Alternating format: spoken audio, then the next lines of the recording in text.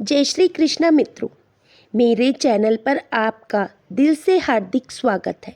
इस चैनल पर आपको रोचक, रोमांचक और शिक्षाप्रद कहानियाँ देखने को मिलती हैं। यदि आप मेरे चैनल पर पहली बार आए हैं तो चैनल को सब्सक्राइब कर लीजिए और बेल आइकन को प्रेस कर दीजिए, जिससे मेरी आने वाली वीडियो की नोटिफिकेशन आपको मिलती रहे। चलिए चलते हैं आज की कहानी की ओर। सदियों पहले की बात है। एक नगर था फूलपुर, जहाँ रत्नेश नाम का राजा राज करता था। राजा अभी नया नया राजा बना था, तो उसमें नया जोश था। प्रजा की भलाई के लिए काफ़ी काम करता था। उसने प्रजा के लिए गांव-गांव में तालाब खुदवा देने का आदेश दे दिया था। तो राजा के मंत्री सुधन ने राजा को समझाया कि महाराज, प्रजा को इतनी ज़्यादा सुख सुविधा देना ठीक नहीं। प्रजा आपका नाम नहीं लेने वाली। 4 दिन तक तो सभी आपको याद करेंगे, पर उसके बाद कोई आपको याद नहीं करेगा। आपको कुछ करना ही है तो अपनी सेना का विस्तार कीजिए, नए नए अस्त्र शस्त्र खरीदिए। विशाल सेना से सुज्जित राजा की ही मान बढ़ाई होती है। राजा बोला, मंत्री जी, आपकी बात में कोई दम नहीं है। एक अच्छा राजा बनने के लिए उसकी प्रजा को भी सुखी, संपन्न और सदा खुशहाल रहना चाहिए। मंत्री बोला, महाराज, आप पूरे 1 साल से प्रजा का दिल खोलकर मदद कर रहे हैं। प्रजा की स्त्रियों के लिए आप वे हर सुविधा प्रदान कर रहे हैं जो उसके खुद के पति भी नहीं दे पाते। महाराज, आपको क्या लगता है, वे सभी स्त्रियां आपको अपने पति से ज़्यादा प्यार करती होंगी? आपका स्थान उन स्त्रियों में पति से ऊंचा होगा। राजा बोला, मंत्री जी, आप क्या बेतुकी बात करते हो? अरे, हमारी प्रजा की सभी स्त्री पहले राजा को स्थान देती हैं, उसके बाद उनका प्रिय पति आता है। ये दोनों अलग अलग बातें हैं। राजा का स्थान इसलिए ऊंचा है कि वे सभी सुख सुविधा प्रदान करता है, जबकि पति सुख में दुख में स्त्री का जीवन साथी होता है। मंत्री बोला, महाराज, सुविधा प्रदान करने से कोई पति से बड़ा नहीं हो जाते। आप खुद पता कर सकते हो, आपका स्थान स्त्रियों में कुछ भी नहीं है। राजा बोला, ठीक है, तो आज हम इस बात का पता लगाते हैं कि हमारे लिए स्त्रियों के दिल में कितना स्थान है। राजा मंत्री को लेकर एक गांव में गया और वहाँ एक स्त्री से पूछा, तुम्हें सबसे प्रिय कौन है? स्त्री बोली, राजन, आपकी बात मैं समझी नहीं, आप क्या कहना चाहते हैं? तब मंत्री बोला, देवी जी, राजा को आप ये बताइए कि आपके लिए राजा सबसे प्रिय है या आपका पति? स्त्री बोली, एक राजा तो प्रजा का पालक होता है, उसका कर्तव्य है कि वे प्रजा का पालन करे। राजा कोई प्यार करने की चीज़ थोड़ी है। राजा सम्मान का पात्र होता है, आदर का पात्र होता है। मैं राजा को अपने पिता की तरह सम्मान करती हूँ। मंत्री ने यही सवाल दूसरी फिर तीसरी स्त्री से पूछ लिया, मगर कोई भी स्त्री राजा से प्यार की बात स्वीकार नहीं की। सबने अपने पति को ही प्यार के योग्य बताया तथा राजा को भाई, पिता बताया। राजा को ये बात बुरी लगी कि मेरी प्रजा मुझसे कोई प्यार नहीं करती, तो उस दिन से राजा ने प्रजा पर ध्यान देना छोड़ दिया। उसे प्रजा के लोगों से घृणा होने लगी। पहले राजा सोचा करता था कि अपने लिए रानी का चुनाव प्रजा के बीच से करेगा, मेरी रानी प्रजा की ही बेटी होगी।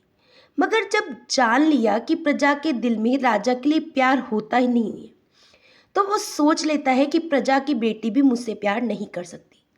प्रजा में प्यार नाम की कोई चीज़ होती ही नहीं है। राजा ने मंत्री को आदेश दिया कि अब वे राजमहल में एक रानी की ज़रूरत आ पड़ी है। आप जल्दी से जल्दी किसी राजकुमारी से मेरा विवाह करा दें। किसी राजा के पास उसकी राजकुमारी से विवाह का प्रस्ताव भेजा जाए। राजा अभी अविवाहित था और राज दरबार में कह चुका था कि विवाह प्रजा के बीच में ही करेगा, मगर आज अपना फैसला बदल लिया था। मंत्री ने राजा को बताया कि पास के राज्य में स्वयंवर है, हम उसमें चलते हैं और राजकुमारी को रानी बना कर लाते हैं। राजा मंत्री के साथ स्वयंवर में गया तो राजकुमारी ने राजा रत्नेश के गले में ही वरमाला डाल दी। राजा रानी को लेकर अपने महल में आ गया। रानी गजब की खूबसूरत थी। उस राजकुमारी के विवाह का प्रस्ताव पहले भी राजा रत्नेश के पास आया था, मगर राजा ने के ऊपर प्रजा का भूत सवार था, तो साफ इनकार कर दिया था। हालांकि राजकुमारी राजा रत्नेश को मन से चाहने लगी थी, लेकिन प्रस्ताव ठुकराने की बात उसकी समझ में नहीं आई थी। वह खूबसूरत थी, उसकी जैसी राजकुमारी दूसरी कहीं नहीं थी। फिर भी रत्नेश ने उसका प्रस्ताव क्यों ठुकराया था? उसे तो लगा था कि उसके पिता रत्नेश के पास गए ही नहीं थे, बीच से ही आ गए थे कि प्रस्ताव ठुकरा दिया, तो वह अपने पिता से कहकर स्वयंवर रखवा दिया था और अब उसकी मुराद पूरी हो गई। इस तरह राजा रानी महल में आनंद से रहने लगे। उधर नगर से 10 मील दूरी एक गांव था, सुगमापू, जहाँ पर झापड़ नाम का एक गरीब किसान रहता था। उसके पास बहुत कम जमीन थी। दुर्भाग्य से वे भी बंजर थी, उसमें कुछ नहीं हो पाता था, तो वह पास के जंगल से लकड़ी काटकर बाजार में बेचा करता था। हालांकि लकड़ी बेचने वाले बहुत यातायात में थे, तो झपट को उतना पैसा नहीं मिल पाता था कि उससे वो इज्जत की जिंदगी जी सके।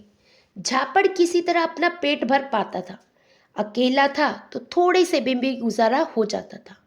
मनुष्य चाहे किसी भी हाल में हो, अमीर हो या गरीब, उसे एक स्त्री की आवश्यकता तो होती है जो घर संभाल सके, उसका परिवार बढ़ा सके। तो वे भी सोचता है कि काश मुझे एक पत्नी मिल जाती जो घर संभाल लेती, हम दोनों मिलकर काम करते तो घर की हालत सुधर जाती। शायद स्त्री के भाग्य से मेरी तकदीर बदल जाती। मगर उसे स्त्री मिले कहाँ? गरीब से कौन बेटी भी आए? गरीब से कोई बात तो करता नहीं, तो विवाह की बात कौन करेगा? ये बात सोचकर झापड़ दुखी हो जाता।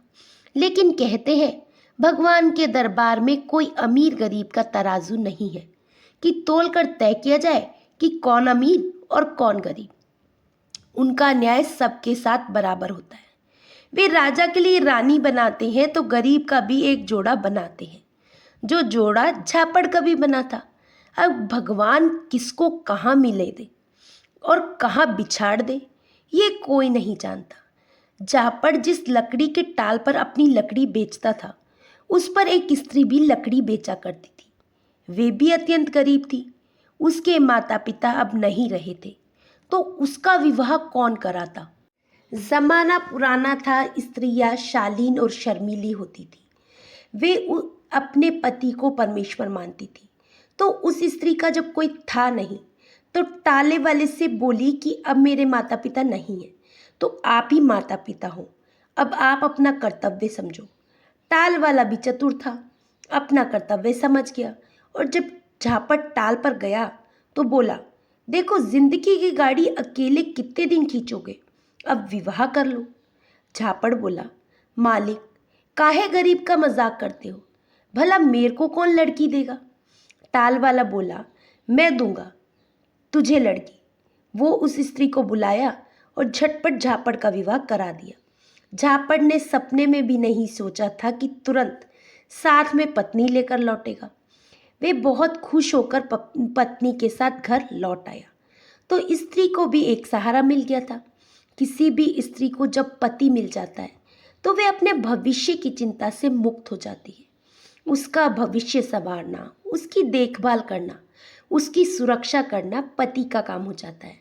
झापड़ के पास कोई अच्छा घर नहीं था। वह अपनी पत्नी के साथ एक टूटी फूटी झोपड़ी में रहने लगा। वह पहले किसी तरह बहुत गरीबी से गुजारा करता था, अब 2 हो गए थे, 2 हाथ भी 4 हो गए थे। दोनों ने मेहनत के बल पर अपनी हालत सुधार ली। दोनों को साथ रहते कई माह गुजर गए, तो पत्नी ने बताया कि अब आप पिता बनने वाले हो। झापड़ ये सुनकर बहुत खुश हो गया और पत्नी से बोला कि अब तुम मेरे साथ बाहर मत जाओ, मैं बाहर का काम खुद देख लूँगा। तुम्हें आराम की ज़रूरत है, तुम घर में रहो और घर का ही काम करो। समय गुजरा, एक दिन उसके घर बहुत सुंदर पुत्र का जन्म हुआ। झापड़ और उसकी पत्नी फूले नहीं समा रहे थे। उनका खुशी का ठिकाना नहीं था। स्त्री के लिए पुत्र को जन्म देना परमानंद सुख के बराबर हो जाता है। बच्चे के जन्म के बाद अब स्त्री को काम पर नहीं जाना था। अगर काम पर जाती तो बच्चे को कौन देखता? तो झापड़ बोला, बच्चे के पालन से बढ़कर कोई दूसरा काम नहीं है, तुम बच्चे का पालन करो, मैं बाहर का काम देख लूँगा। पत्नी बच्चे का पालन करने लगी, साथ में घर का काम देखा करती। स्त्री का काम ही होता है घर संभालना, बाहर का काम तो वे मजबूरी में करती है। वे घर का काम देखने लगी थी। एक दिन एक महात्मा उस गांव से होकर राज दरबार को जा रहे थे। सहसा महात्मा को लगा कि जब गांव से होकर जा रहा हूं तो यह मांगकर कुछ भोजन कर लेना चाहिए। वे अनायास झापड़ के घर पहुंच गया और उसकी पत्नी से भोजन की मांग की। तो झापड़ की पत्नी ने तुरंत महात्मा को भोजन दे दिया। अभी तो वे खाना बनाया था मगर खाया नहीं था, तो अपना खाना महात्मा जी को दे दिया। सोचा कि अपने लिए तो फिर बाद में दोबारा बना लूंगी। दरवाजे से महात्मा भूखे नहीं जाने चाहिए। खाना देने के बाद स्त्री के मन में ख्याल आया कि ये बहुत पहुँचे महात्मा है, क्यों ना अपने बेटे का भविष्य इनसे दिखवा लूं। सभी माता पिता अपनी संतान के सुखी जीवन की कामना करते हैं। माता पिता का कर्तव्य भी है कि बेटे का जीवन सुख में बनाए। हमारी जिंदगी तो जैसे तैसे किसी तरह रूखी सूखी खाकर गरीबी से गुजर ही रही है, लेकिन बेटे के भाग्य में सुख लिखा है या नहीं, महात्मा जी अवश्य बता देंगे। वे अपने बच्चे को लेकर महात्मा जी के पास गई और महात्मा जी से बोली, महात्मा जी आपकी कृपा से मुझे ये पुत्र हुआ है, आप कृपया करके इसका भविष्य बता दो, इसके जीवन में सुख लिखा है या दुख। महात्मा ने बच्चे को बहुत गौर से देखा, उसके चेहरे को बार बार कई बार देखा, बहुत देर तक अपनी आंख बंद किए, फिर बताया कि बेटी, तेरा पुत्र 16 वर्ष की अवस्था में इस राज्य का राजा बन जाएगा। स्वयं भगवान ने इसके माथे पर लिख रहा है, भगवान के लिखे को कोई नहीं मिटा सकता। ये सुन स्त्री की आंखें फटी की फटी रह गई, मुंह खुला का खुला। वे कुछ बोल ही नहीं पा रहा था कि मेरा बेटा इस राज्य का राजा बन जाएगा, ये बात सत्य है या असत्य, मैं कोई सपना तो नहीं देख रही। स्त्री ये बात मन में सोच रही थी।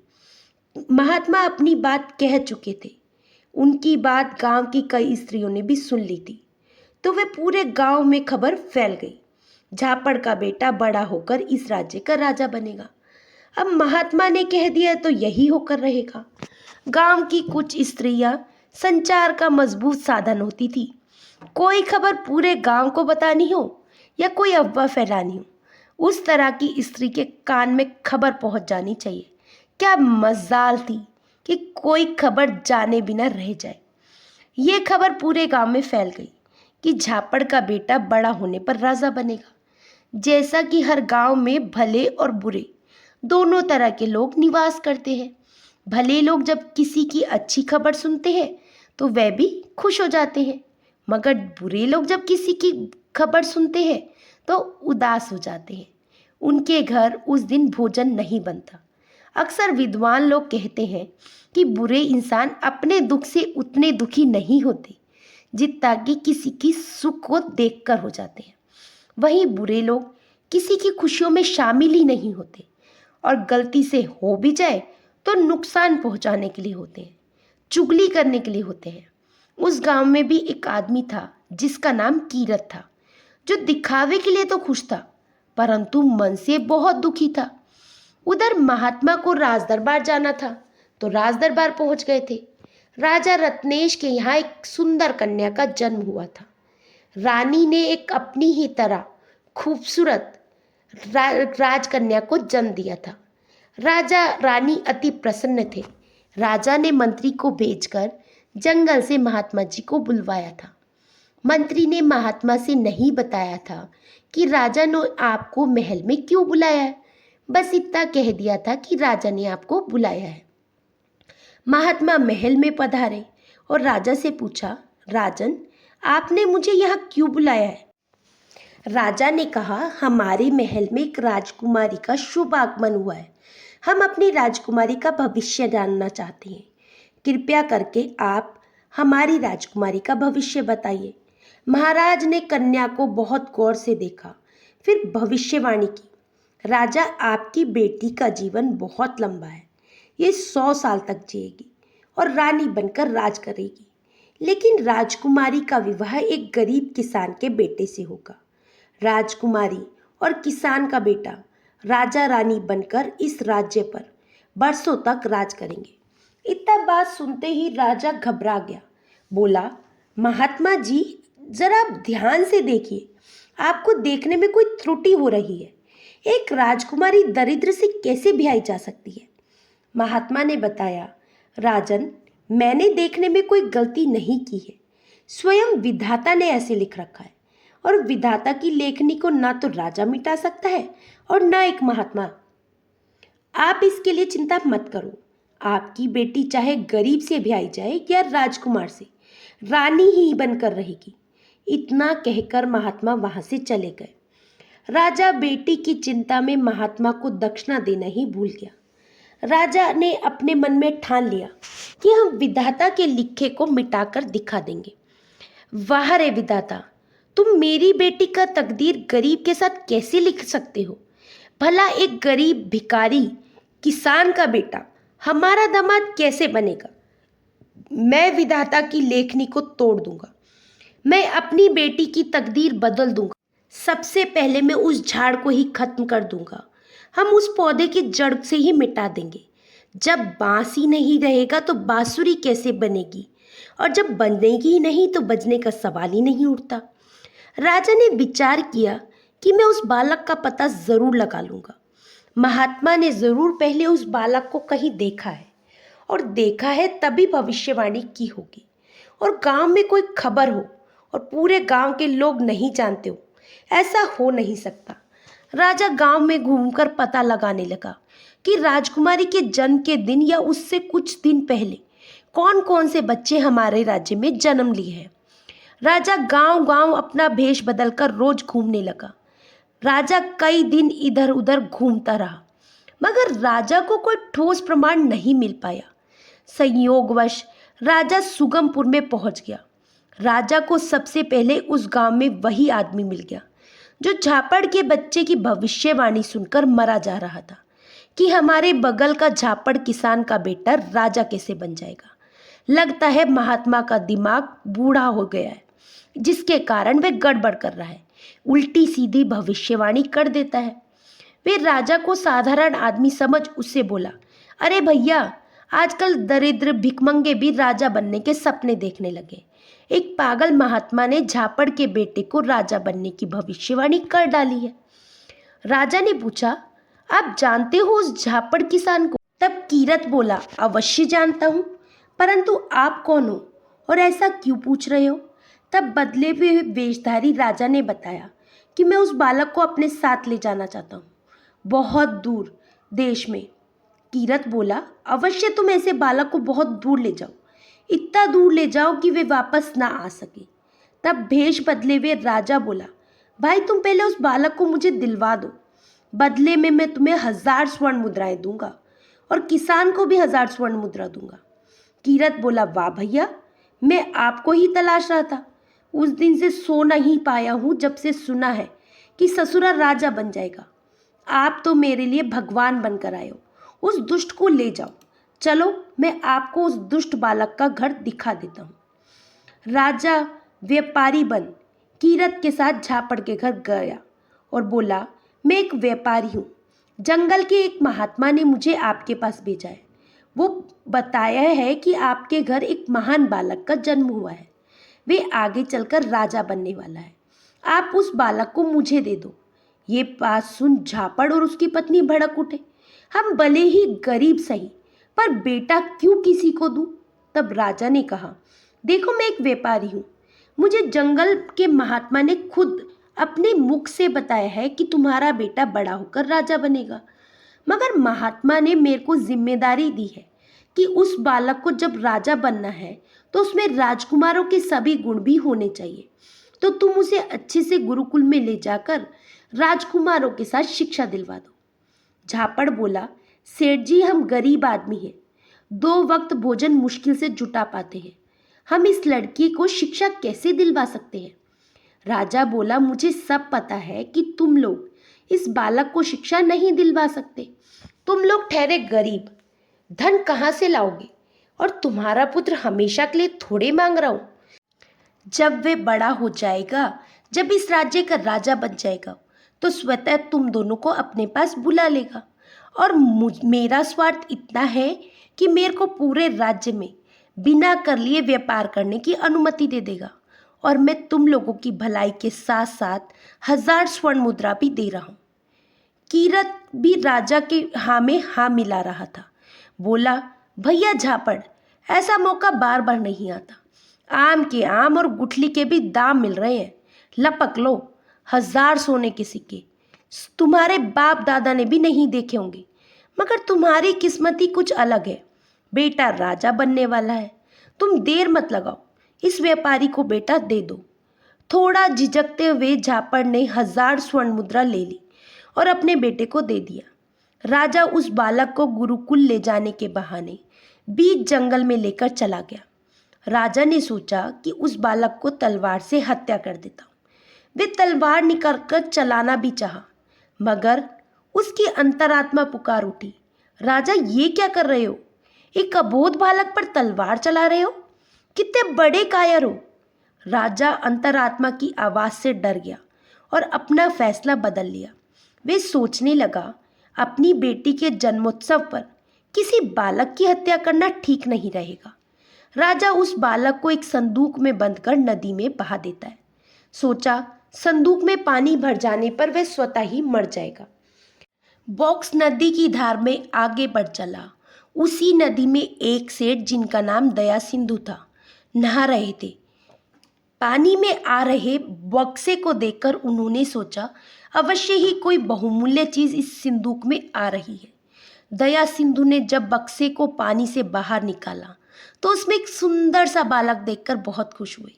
सेठ की कोई अपनी संतान नहीं थी, तो बालक को गोद में उठा लिया और घर ले जाकर सेठानी को दे दिया और बताया कि भगवान ने तुम्हारे लिए बेटा दिया है, तुम इसका लालन पालन करो। सेठानी बोली कि अरे, आप इस बालक को कहाँ से उठा कर लाए हो? किसका बच्चा है? तब सेठ ने सारा हाल कह सुनाया कि ये मुझे नदी में बहता हुआ संदूक में मिला है।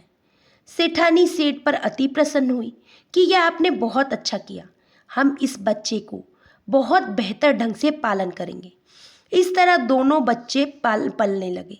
समय ने करवट ली, बच्चे बड़े हो गए। एक 16 साल का सुंदर सजीला गठीला बदन वाला नौजवान बन गया। सेठ ने उस बालक का नाम चंद्रभानु रखा। बड़े होने पर वे सेठ का कारोबार भी संभालने लगा था। उसे नहीं पता था कि वे किसी दूसरे का बेटा है। वह तो बस सेठ को ही अपने माता पिता मानता था तथा माता पिता से बहुत प्रेम करता था, तो सेठ सेठानी भी उसे जान से ज़्यादा प्यार करते थे। सेठानी ने सेठ से अब मांग भी कर दी थी कि आप जल्दी से बेटे का विवाह कर डालो, मैं घर में एक सुंदर सी बहू देखना चाहती हूँ। सेठ बोला, भाग्यवान, चिंता ना करो, हम जल्द ही बेटे का विवाह भी कर देंगे। उधर राज्य का राजा रत्नेश एक दिन किसी दूसरे राज्य में जा रहा था कि रास्ते में शाम होने लगी। दरअसल राजा महल से निकला था, अभी 20 मील दूरी ही तय की थी। शाम होने लगी तो वह जमुनापुर में दया सिंधु सेठ के घर ठहर गया। सोचा, सुबह उठकर आगे के लिए प्रस्थान करेंगे। उसने जब सेठ के घर एक सुंदर राजकुमार सा नौजवान देखा तो अचरज में पड़ गया। राजा सोचने लगा, उसने सैकड़ों सेठों को देखा, परंतु ऐसा सुंदर नौजवान किसी सेठ के घर नहीं देखा। तब राजा सेठ से बोला, क्या ये लड़का तुम्हारा अपना बेटा है? सेठ बोला, अपना ही बेटा है, भगवान ने हमें दिया है और इसे हमने अपने बेटे की तरह ही पाला है, बल्कि मेरी जायदाद का एकमात्र वारिस भी यही है। राजा बोला, यानी कि तुम्हारी पत्नी ने इसे जन्म नहीं दिया? राजा ने सेठ से पूछा, ये लड़का तुम्हें कहाँ से मिला? तब सेठ ने विस्तार से बता दिया कि हमने इसे 16 साल पहले नदी में बहते संदूक में पाया था। राजा को समझते देर न लगी कि ये तो वही बालक है जिसे राजा ने भविष्यवाणी के चक्कर में नदी में बहा दिया था और अब ये 16 साल का हो चुका है। अगर महात्मा की बात सच है तो ये लड़का किसी भी वक्त राजा बन सकता है। राजा उस वक्त सो रहा था, मगर उसकी आंखों से नींद गायब थी। राजा की धड़कन बहुत तेज चल रही थी। वे रात भर इस चिंता में सो न सका। रात में ही राजा ने एक खतरनाक योजना बना डाली। उसने अपनी पत्नी के नाम एक पत्र लिखा कि रानी, मैं आपके पास एक लड़का भेज रहा हूँ। इसके हाथ में एक पत्र है। तुम जब इस पत्र को पाना उसी वक्त इस लड़के को जहर दे देना। इस काम के लिए मेरा इंतज़ार मत करना। मैं एक माह बाद वापस आऊँगा। सुबह होने पर राजा सेठ से बोला कि मैं एक अति आवश्यक कार्य भूल आया हूँ। बहुत ज़रूरी काम से दूसरे नगर जा रहा हूँ। इस वक्त चाहकर भी अब वापस नगर लौट नहीं सकता। मैं वह कार्य एक चिट्ठी में लिख रहा हूँ। तुम अपने बेटे से कहो राजा का वह गोपनीय पत्र आज शाम तक हर हालत में रानी तक पहुँचा दे। चूंकि राजा की आज्ञा थी, सो सेठ ने तुरंत वह पत्र लड़के को देकर राजभवन विदा कर दिया। हालांकि सेठ नहीं चाहता था कि बेटे को कहीं भेजे, मगर राजा की आज्ञा का पालन करना था। उधर चंद्रभानु को राजभवन पहुंचने से पहले ही रात हो गई, तो नगर के एक सुंदर बगीचे में एक तालाब के पास सो गया। वे दिन भर चलते चलते बहुत थक गया था। वे दूसरे दिन भी धूप निकल जाने के बाद भी वहीं सोया रहा। चंद्रभानु को क्या पता था कि यह तालाब राजकुमारी का है। वो तालाब राजकुमारी का था जिसमें वो रोज स्नान करने आती थी। जब राजकुमारी स्नान करने आई तो तालाब के पास एक नौजवान को सोया देखा। उसने इतना सुंदर नौजवान कभी नहीं देखा था। उसके पास गई तो देखा उस युवक के पास राजा की मोहर लगी चिट्ठी पड़ी थी। राजकुमारी चुपके से उस पत्र को उठाया और खोलकर पढ़ने लगी। पत्र पढ़कर राजकुमारी को बहुत बड़ा सदमा लगा। उसे अपने पिता पर बहुत क्रोध आया। इतना सुंदर नौजवान जिसकी सूरत दिल को मोह ले, मेरे पागल पिता इस नवयुवक को क्यों मारना चाहते हैं? मगर मैं इसे मरने नहीं दूंगी। मैं तो इसकी दासी बनकर भी इसके साथ जिंदगी भर रहना चाहती हूँ। कोई अभागन ही होगी जो ऐसे नौजवान को ठुकरा देगी। राजकुमारी का नाम जोहरी था। उसने पत्र में बड़ी चालाकी के साथ हेरफेर कर दिया। जहर के स्थान पर जोहरी लिख दिया और पत्र को वहीं रख दिया। उस लड़के को जगाया। वह मुसाफिर, सुबह हो गई, अब जाग जाओ और राजा के आदेश का पालन करो। लड़का हड़बड़ाकर उठा तो सामने एक सुंदर राजकुमारी को देख घबरा गया। राजकुमारी बोली, घबराओ नहीं मुसाफिर, अब तुम यहाँ से जाओ, मेरे स्नान का समय हो गया। वे चिट्ठी लेकर रानी के पास गया। रानी पत्र को पढ़ने लगी। उसमें लिखा था कि इस लड़के को जोहरी दे देना, मेरा इंतज़ार मत करना। वे लड़के को बहुत गौर से देखा और बहुत देर तक देखती रही। उसकी सुंदरता किसी का भी मन मोह लेती थी। वे राजकुमारी के महल लौटते ही उस लड़के से उसका विवाह कर दिया। राजकुमारी अपनी चालाकी से मनचाहा पति पा गई। दोनों पति पत्नी की तरह प्यार से रहने लगे। लड़का अपने सेठ माता पिता के पास अपनी पत्नी को लेकर लौटना चाहता था, मगर रानी ने उसे ये कहते हुए रोक लिया कि राजकुमारी की विदाई राजा के आने के बाद होगी। तब तक दोनों आराम से पति पत्नी की तरह महल में ही रहो। उधर राजा को लौटने में 3 माह लग गए। जब राजा 3 माह बाद महल वापस लौटा तो ये देखकर हैरान रह गया कि वह लड़का राजा का दामाद बन चुका था। वह राजकुमारी के साथ 3 माह से शयन भी कर रहा था। उसे पता चला कि राजकुमारी अब उसके बच्चे की माँ बनने वाली है, तो राजा के पैरों तले की जमीन खिसक गई। राजा रानी पर बहुत क्रोधित हुआ। बोला, मैंने पत्र में क्या लिखा था और तुमने क्या कर दिया? रानी बोली, महाराज आप नाराज ना हो, मैंने कोई गलती नहीं की है। मैंने वही किया जो पत्र में लिखा था। वो पत्र मैंने सहेज कर रखा है। रानी ने राजा को पत्र दिखाया। तब उसे विश्वास हुआ कि गलती से राजा से ही जहर की जगह जोहरी लिखा गया था। लेकिन राजा हार नहीं मानने वाला था। उसने सोच लिया था कि वे इस दुष्ट को किसी तरह मारकर ही मानेगा। रानी ने राजा को बहुत समझाया कि लड़का सुंदर है, वह आपका दामाद है, राजकुमारी उसके बच्चे की माँ बनने वाली है। अब बात बहुत आगे बढ़ चुकी है। आप हार चुके हैं और महात्मा की भविष्यवाणी जीत चुकी है। अगर आप उस लड़के को बुरा करते हैं तो उसका नहीं, राजकुमारी का बुरा हो सकता है। आप खुद किसी बड़ी मुसीबत में फंस जाएंगे, क्योंकि भगवान के बनाए विधान में रोड़ा बनाने वाले खुद बर्बाद हो जाते हैं। राजा बोला, मैं हार नहीं मानने वाला। और रही बात राजकुमारी और रानियों की, तो वे राज सिंहासन से बंधी होती हैं। उन्हें किसी भी ताकतवर राजा की अधीनता स्वीकार करनी पड़ती है। पहले इस दुष्ट से निपट लूं, उसके बाद किसी राजकुमार से राजकुमारी का विवाह कर दूंगा। राजा किसी की भी पत्नी को रखने से गुरेज नहीं करते।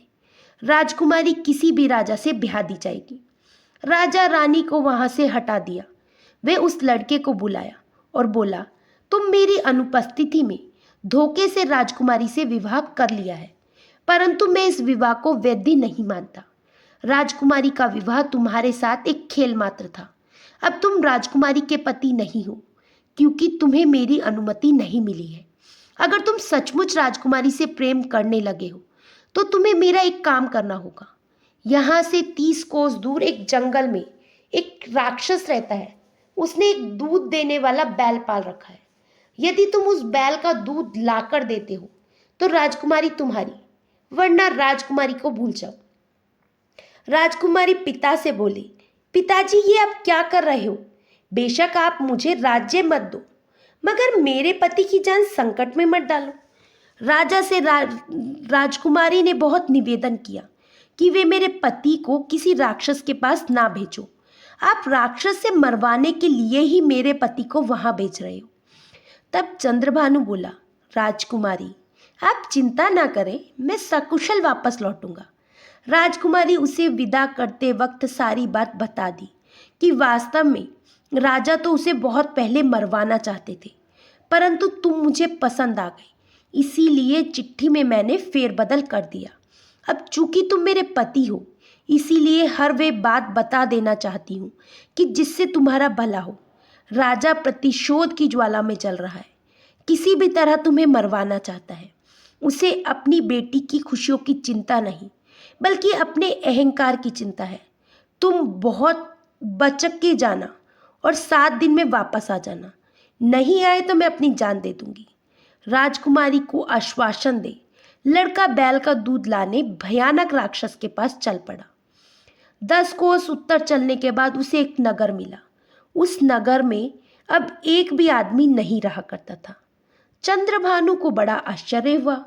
बहुत ढूंढने पर एक बूढ़ा आदमी मिला, जिसने बताया कि भैया इस नगर में बहुत से आदमी रहते थे, पर पानी के अभाव में दूसरे नगर चले गए।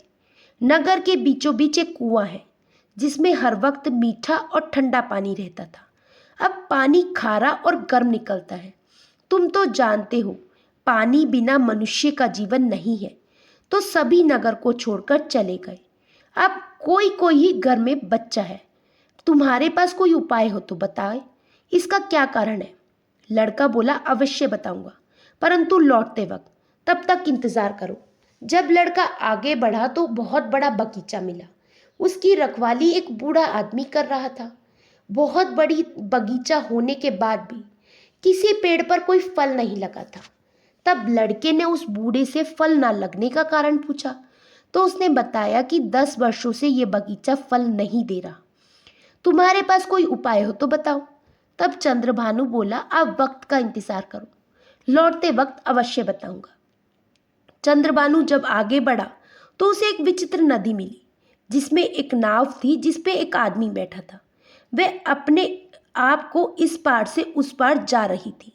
चंद्रभानु उसमें सवार हो गया तो उस पर बैठा और बोला, भैया कोई उपाय बताओ कि ये नाव से मेरी छुटकारा हो जाए। चंद्रभानु बोला, तुम मेरे साथ उस पार उतर जाओ। आदमी बोला, नहीं, मैं इस नाव से नहीं उतर सकता, इस पर से उतरते ही मेरी मृत्यु हो जाएगी। तुम्हारे पास कोई इसका उपाय है तो बताओ। चंद्रभानु बोला, निराश ना हो मेरे भाई, लौटते वक्त इस समस्या का हल भी लेकर आऊंगा। वो नाव से उतरकर चल पड़ा। कुछ दूर चलने के बाद उसे एक घर दिखाई दिया, जो एक विचित्र किस्म का घर था। वह घर जंगल में बीचों बीच था। घर के आगे एक मोटा बैल बंधा था। पास में एक बुढ़िया बैठी थी। लड़का समझ गया कि यही राक्षस का घर है। वह बुढ़िया के पास गया और उसके पैर छूकर प्रणाम किया। बुढ़िया उसे देखकर बहुत खुश हुई, परंतु अगले पल निराश हो गई और बोली, बेटा तू यहाँ कैसे आ गया? जानता नहीं ये राक्षस का घर है। अभी राक्षस जंगल में शिकार को गया है। जब तक तुम यहाँ से भाग जाओ, मैं तुम्हें राक्षस से नहीं बचा पाऊंगी। क्योंकि मैं उसकी नौकरानी हूँ। भले ही वह स्वार्थवश मुझे माँ कह देता है, पर मेरी एक भी बात नहीं मानता। तब लड़का बोला, माँ, मैं बहुत मुश्किल में हूँ और बहुत उम्मीद लेकर तुम्हारे पास आया हूँ।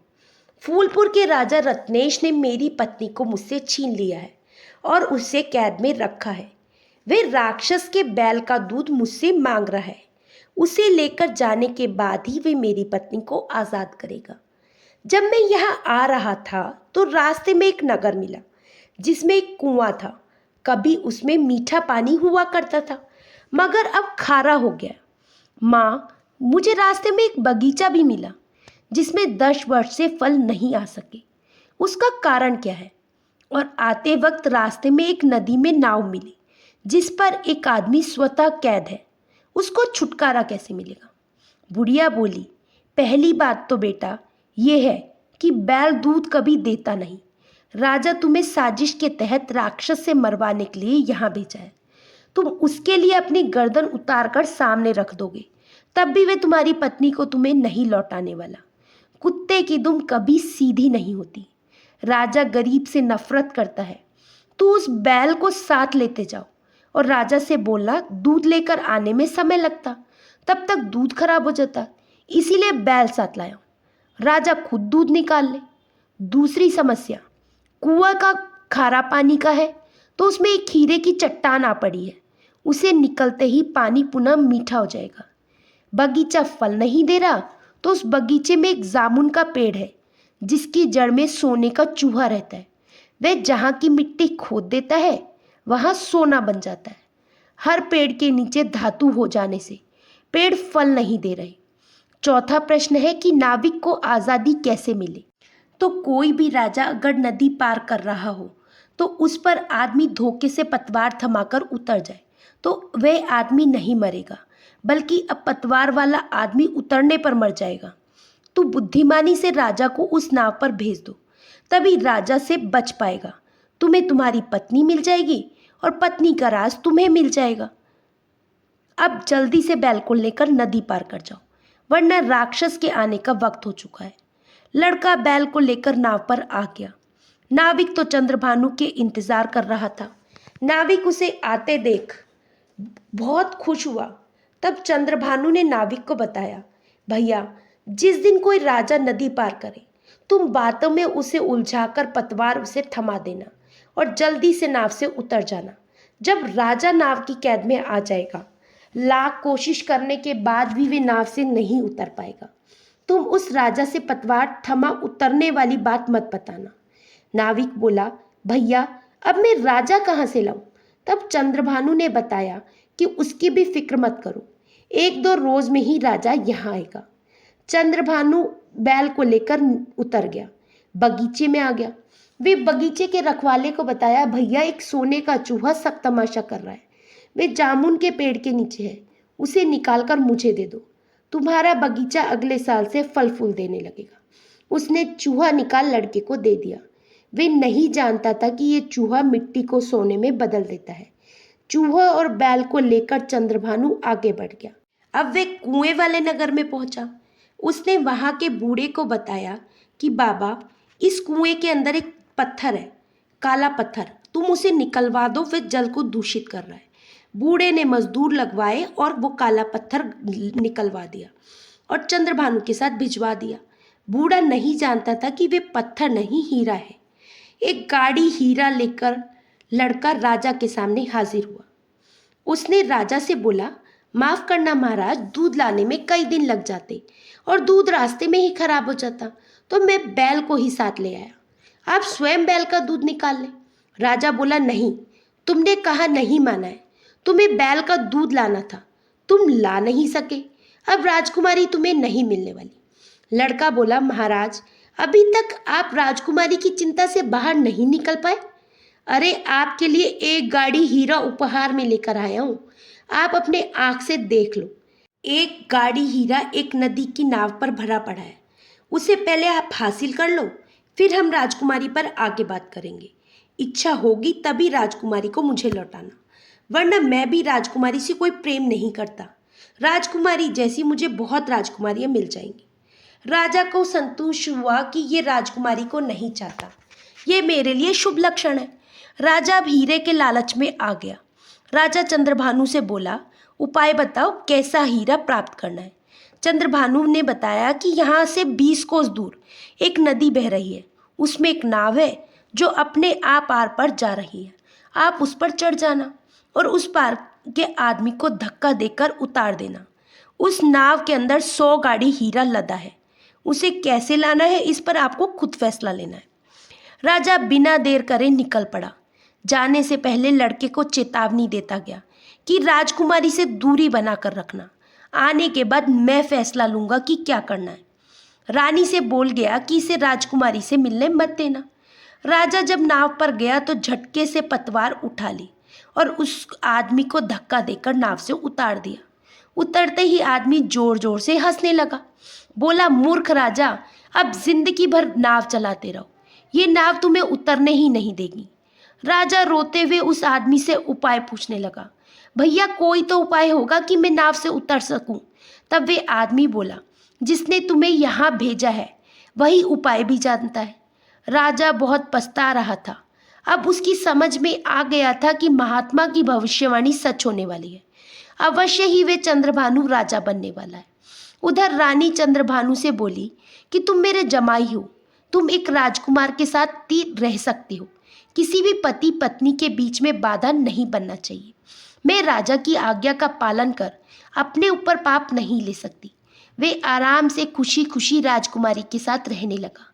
कई महीने बीत गए। जब राजा वापस नहीं आया तो एक दिन रानी ने चंद्रभानु से कहा, बेटा आप राजा बन जाए। राजा वापस नहीं आया। तब चंद्रभानु ने बताया कि अब वे आने वाले नहीं हैं। रानी बोली, क्या मतलब? राजा की मृत्यु हो चुकी है।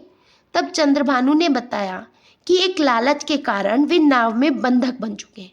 उन्हें अब इस जिंदगी से छुटकारा नहीं मिलने वाला।